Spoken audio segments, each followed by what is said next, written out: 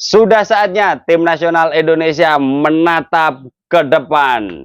4 pertandingan sudah dilalui, 3 poin didapatkan. Ini bisa menjadi pijakan ya, meskipun hanya poin dan berada di posisi 5, akan tetapi ini adalah hasil ya. Jadi ini juga bagian dari pondasi. So tim nasional Indonesia tetap harus semangat ya, harus berjuang. Karena kita semuanya fans tim nasional Indonesia garis keras akan terus mendukungmu, mengawalmu. Sedikit kritik boleh-boleh saja karena memang ya kita menginginkan tim nasional Indonesia mendapatkan hasil yang baik. Jadi para pemain tim nasional Indonesia juga ya tidak boleh kendor, tidak boleh murung, tidak boleh lesu, ya tidak boleh sedih karena kritikan dari kita semuanya. Asal kritikan juga tentu saja harus ada batasnya. Jangan sampai pada level membuli. Boleh kita mengkritik, tapi jangan sampai membuli. Karena 6 laga berikutnya akan tetap membutuhkan energi yang besar ya. Membutuhkan daya juang yang besar, dan ini tentu saja kita semuanya fans tim nasional Indonesia garis keras harus terus mendukung tim nasional Indonesia. Berkaitan dengan tim nasional Indonesia, laga berikutnya tim nasional Indonesia akan melawan Jepang, terus kemudian melawan Arab Saudi. 2 laga kandang tentu saja ini harus dimanfaatkan betul oleh Coach Sintayong ya. Sintayong juga mendapatkan banyak sekali masukan, kritik dan sebagainya. Santai aja coach. Ini adalah bagian dari cara kami berdialektika dengan Sintayong. Tentu saja kita menginginkan hasil yang baik dan ya, tapi bagus juga sih. Sintayong menanggapi kritikan itu dengan sangat santun, terus kemudian juga mencoba menjawab apa yang sebagian disuarakan oleh tim nasional Indonesia, dan tentu saja ini memberikan suasana yang lebih sejuk tentu saja. Jadi ini menarik. Jadi pola bangunan komunikasi ya ini bagian dari hal yang harus dikelola tentu saja, karena memang pelanggan dalam hal ini adalah fans tim nasional Indonesia juga ingin tahu kenapa Sintayong menggunakan susunan pemain seperti itu, terus kemudian menggunakan strategi seperti itu, dan endingnya ya kita belum menerima atau belum mendapatkan hasil yang baik. Tapi salut untuk Sintayong yang mencoba membuka suara, mencoba menanggapi, terus kemudian mencoba menceritakan, menjelaskan apa yang sedang terjadi saat tim nasional Indonesia menghadapi Cina beberapa waktu yang lalu. Saatnya melihat ke depan. Kalau dari sisi para pemain, tentu saja ada beberapa pemain yang mendapatkan kartu kuning, tapi yang kita khawatirkan adalah para pemain nanti tidak bisa tampil saat tim nasional Indonesia melawan Jepang atau melawan Arab Saudi. Ivar Jenner sudah dipastikan tidak bisa tampil karena 2 kali akumulasi kartu kuning, terus kemudian Bang J juga, J Itzes kemarin juga mendapatkan kartu kuning saat melawan Cina, akan tetapi sudah dikonfirmasi oleh Pak Sumarji di mana Bang J Itzes masih bisa ikut bertanding saat tim nasional Indonesia melawan Jepang, karena memang dalam histori Bang J ini kartu kuning pertama didapatkan saat tim nasional Indonesia melawan Vietnam. Artinya itu dulu di putaran kedua dan ini adalah putaran ketiga. Dan melalui aturan AFC dan FIFA bahwa segala macam yang terjadi di round 2 kemarin itu telah diputihkan dan dimulai dari 0 setelah menginjakkan ke round 3 kualifikasi Piala Dunia 2026. Jadi Bang J hanya mendapatkan 1 kartu kuning dalam historinya, sehingga Bang J dipastikan akan tetap bisa tampil saat melawan Jepang. Tentu saja ini adalah informasi yang cukup bagus bagi kita semuanya, karena memang Bang J punya banyak kelebihan di samping teknis, juga dari sisi leadership. Pertanyaannya, siapa layak menjadi kapten tim nasional Indonesia? Ya, dalam perjalanan tim nasional Indonesia bersama Sintayong, beberapa nama sudah pernah menjadi kapten tim nasional Indonesia, dan memang penting ya.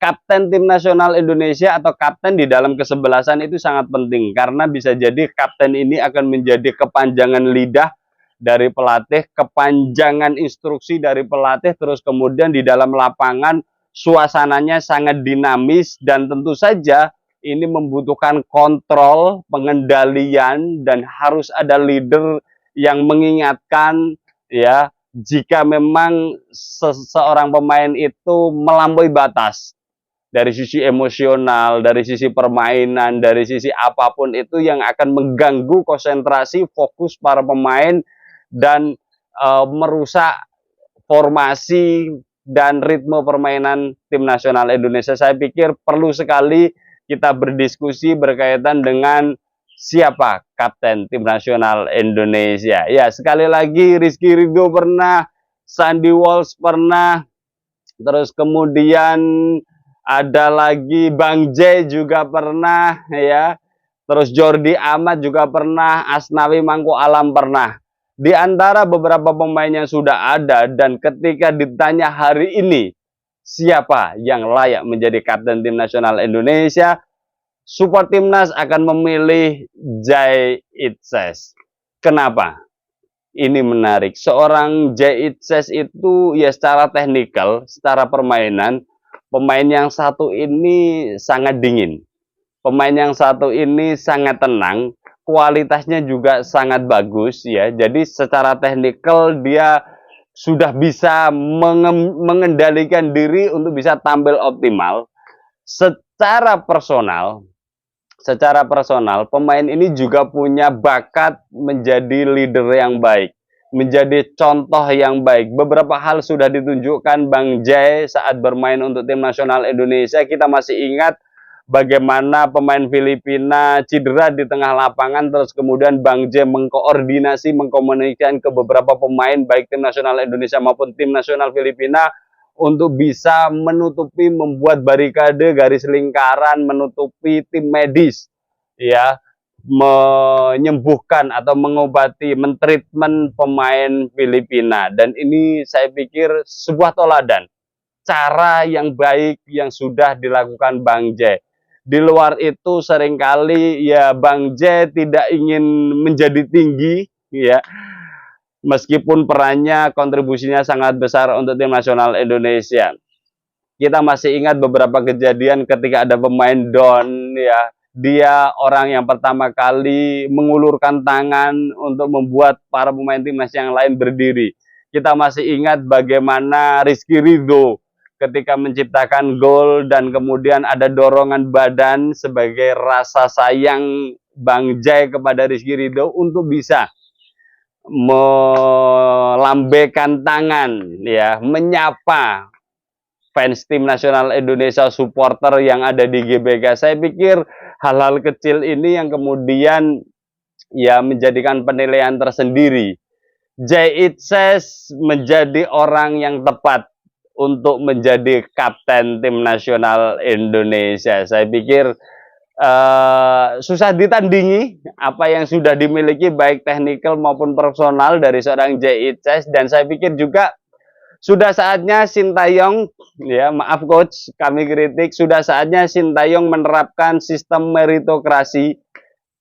Pemain lokal, pemain keturunan itu adalah pemain tim nasional Indonesia. Ada pesan yang ingin disampaikan coach Sintayong, boleh-boleh saja, ya, akan tetapi di sini karena ini adalah hal yang sangat penting, jadi dasar pemilihannya harusnya adalah meritokrasi. Orang yang mampu disitulah yang akan diberikan tanggung jawab, karena ini adalah tanggung jawab yang besar untuk tim nasional Indonesia, dan saya pikir tidak bisa dikasih ke sembarang orang, ya. Dan Jai Itses adalah orang yang tepat untuk menerima ban kapten, ya. Di luar itu sebenarnya ada satu sosok, ya, karena tapi memang pemain yang satu ini belum bisa full time, ya, seringkali kedodoran secara fisik, tapi secara teknikal dan leadership juga sudah diperlihatkan Tom Hai, ya. Tom Hai itu juga memiliki senioritas, memiliki jam terbang, kemampuannya cukup oke, dan ya di tengah lapangan dia tidak hanya melihat bola, mengumpan bola, melakukan umpan-umpan yang brilian, akan tetapi seringkali melakukan koordinasi di semua pemain sehingga nanti ritme permainan akan terjaga. Jadi kalau disuruh memilih, maka kapten tim nasional Indonesia adalah Jay Itzes. Terus kemudian kapten keduanya tentu saja kalau misalkan ada ya, itu adalah Tom Hai. Semoga saja Tom Hai juga akan segera memulihkan kondisi kebugarannya ya, agar bisa tampil 90 menit.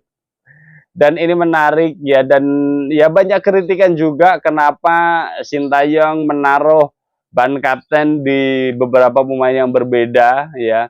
Ya ini sebuah pilihan dari Sintayong, akan tetapi memang kalau boleh kami memberikan saran coach ya, Jay Itzes layak jadi kapten tim nasional Indonesia, apalagi memasuki pertandingan kelima tim nasional Indonesia akan menghadapi Jepang yang saya melihat ya agenda dari Sintayong nanti jelas akan menerapkan permainan yang agak defensif, permainan yang kemudian mengutamakan organisasi permainan secara bertahan, kemudian melakukan counter attack ya. Dan siapa lagi kalau bukan Bang Jay yang tepat ya.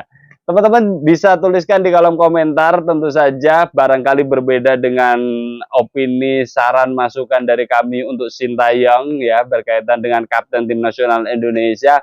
Tapi sekali lagi dengan parameter teknis dan personal, non teknis ya, leadership ya, tidak ada salahnya atau orang yang tepat memimpin tim nasional Indonesia di tengah lapangan adalah Jay Itzes ya.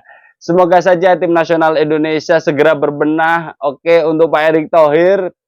Dan ya ini menarik pesan untuk presiden terpilih setelah kemarin dikasih contoh banyak sekali bagaimana kecepatan eksekutif untuk bisa mengeksekusi pemain naturalisasi. Presiden terpilih tentu saja ingin melanjutkan tren yang sudah bagus dilakukan PSSI, dan kalau bisa titip pesan Kevin Dix bisa main November nanti. Semoga saja bisa terwujud. Kita tunggu saja update informasi berikutnya bersama saya Setiauban. Thanks for watching.